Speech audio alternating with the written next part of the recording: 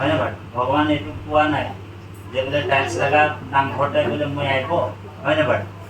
আৰু বোলে মানে বাছের বোলে ঝুপড়ি ঘরতে আমি নাই আসবো, এরকম তো কথা নাই।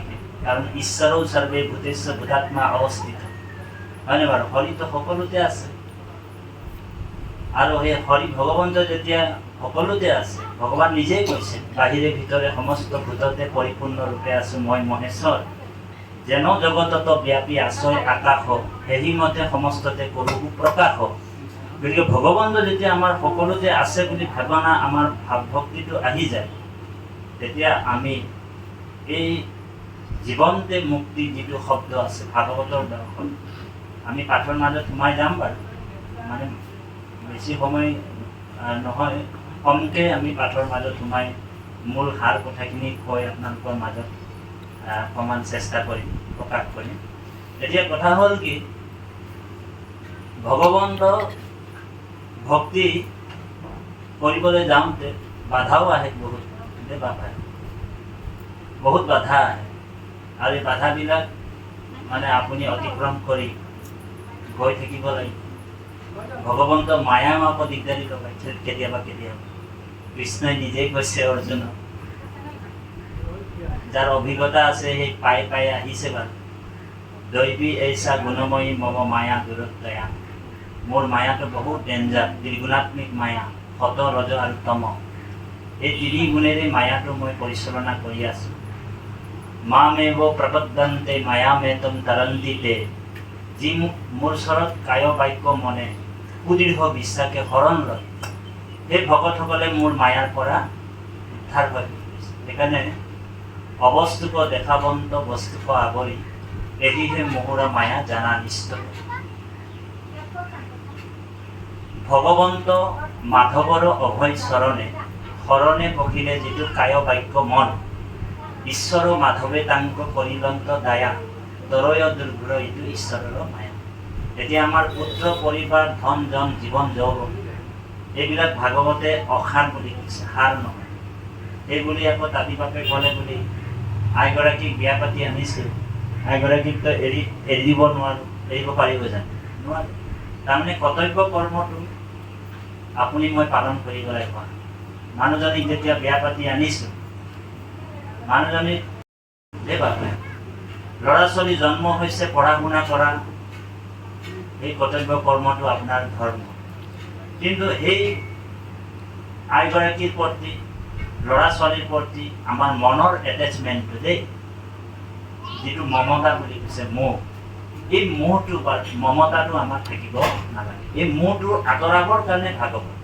সেইকাৰণে কপিল মহাপ্ৰভুৱে কৈছে যে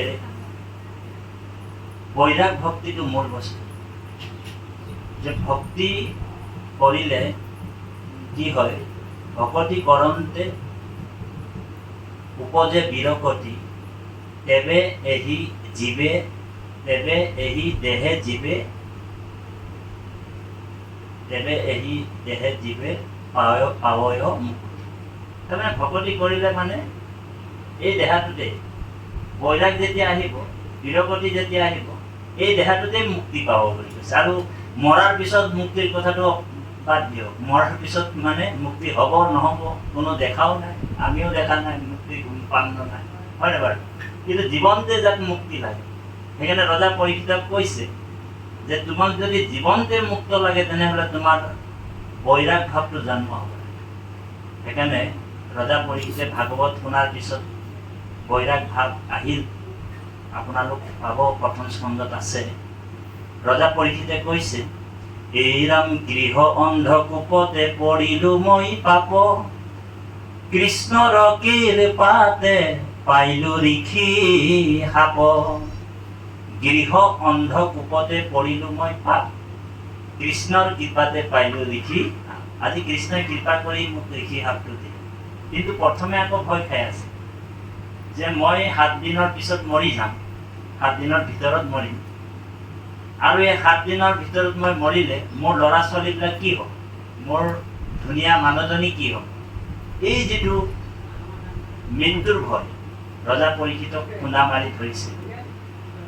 তাৰপিছত ভাগৱত যেতিয়া শুনিলে ৰজা পৰীক্ষিত, তেতিয়া উপলব্ধি কৰিছে আৰু কৈছে যে গৃহ অন্ধকূপতে পৰিলো মই পাপ, কৃষ্ণৰ কৃপাতে পাইলো ঋষি সাপ।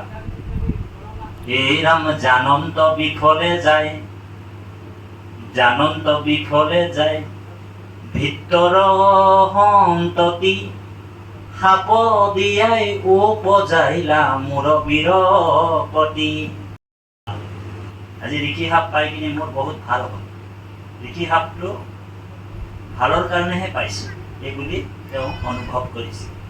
কৈছে যে সাপ নোহে ইটো মোৰ পৰম প্ৰসাদ, গৃহ শৰীৰক মোৰ কৰিলা উসাদ। আচলতে যিটো মোৰ বুলি ভাবিছে দেই, বৰ এইটো গুৰুত্বপূৰ্ণ কথা ভাগৱতৰ দৰ্শন।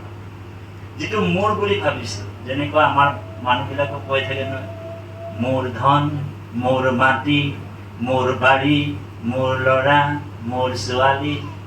আমাৰ ভাষাটো কৈছে বোলে মোৰ ধন, মোৰ টাকা, মোৰ মাটি, মোৰ বাৰী, অকল মোৰ।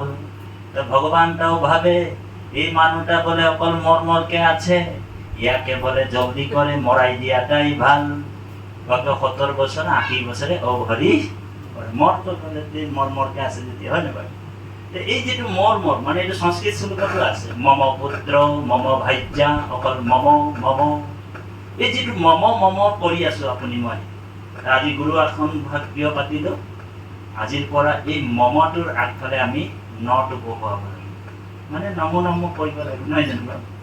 যেতিয়া নম মানে মোৰ নহয় প্ৰভু, যতেকো সুকৃতি মানে ধন জন জীৱন যৌৱন যি পালো আৰু প্ৰভু চব বস্তু আপোনাকে আজিৰ পৰা মই দি আহিছো আৰু সদায় গুৰু সেৱা কৰোঁতে ৰাতিপুৱা ক'ব যে হে প্ৰভু, ল'ৰা ছোৱালী পুত্ৰ পৰিবাৰ যি পাইছো আৰু মান সন্মান যি আছে চব আপোনাকে অৰ্পণ কৰিছো। এই তেনেকুৱা ধৰণৰ আমি ঈশ্বৰক অৰ্পণ কৰি গৈ থাকিব লাগিব। ভগৱন্ত এইটো যেতিয়া ভগৱন্ত মানে যেতিয়া অৰ্পণ কৰি দিয়া হয়, ভগৱন্ত ভাবিব যে এই মানুহজন যেতিয়া মোক অৰ্পণ কৰি দিলে, তেতিয়াহ'লে আজিৰ পৰা ইয়াক মই ৰক্ষা কৰাৰ দায়িত্বটো মোৰ।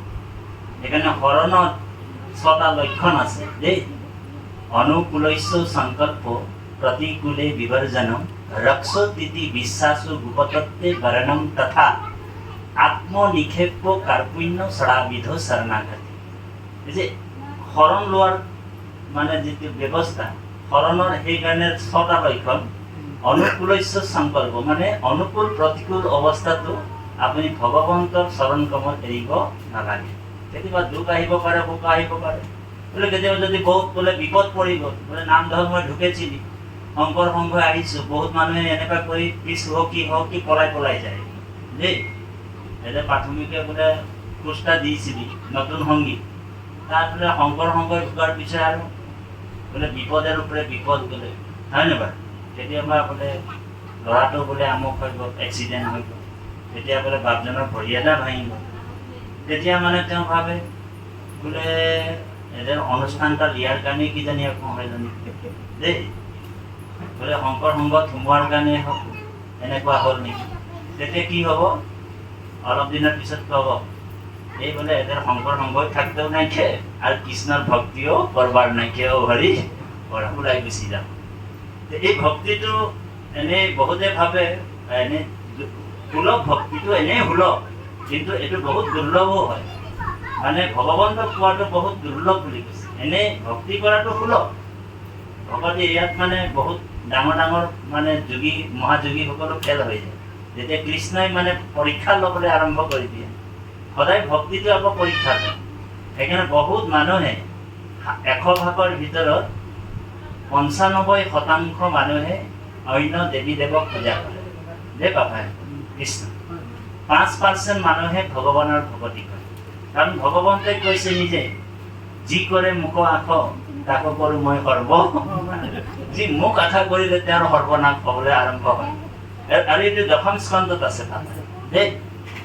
এটা জেগাত ৰাজসী যজ্ঞত যুধিষ্ঠিৰ আগত কৈছে, উদ্ধৱক যুধিষ্ঠিৰ কৈছে, যিজন কৃষ্ণক ভক্তি কৰে, মোৰ ভক্তি কৰে, সেইজনৰ 3টা পৰীক্ষা মই লওঁ। প্ৰথম পৰীক্ষাটো কেনেকুৱা হয় বুলি কৈছে, য়ৈসাম অনুগন্দ্ৰামি হৰিষ্য তদ্ধনম সদেহি। এইটো প্ৰথম পৰীক্ষা, এইটো মনত ৰাখিব বাবাইসকল দেই। ভগৱানে কৈছে যি মোক ভকতি কৰে প্ৰথমে মই তাৰ ধনবিলাক হৰণ কৰিম বুলি কৈছে।